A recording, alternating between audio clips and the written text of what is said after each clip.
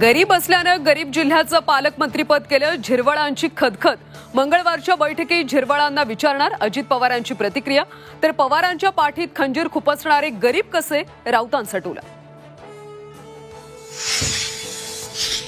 पुण्यामध्ये गिया बारेचा एक बळी, जीबीएसच्या रुग्णांची संख्या 73 वर, तर 14 रुग्ण व्हेंटिलेटरवर। रुग्णांवर मनपाच्या कमला नेहरू रुग्णालयात मोफत उपचार।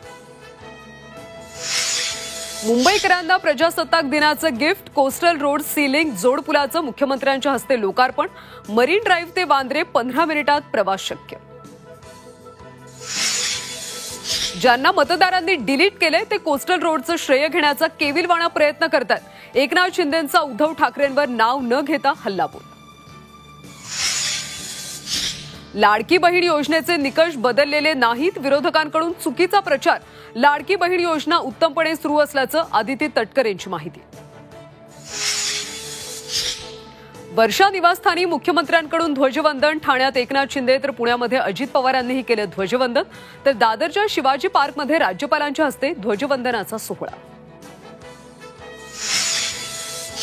राजधानी दिल्लीमध्ये राष्ट्रपतींच्या हस्ते ध्वजवंदन। इंडोनेशियाचे राष्ट्राध्यक्ष प्रमुख पाहुणे।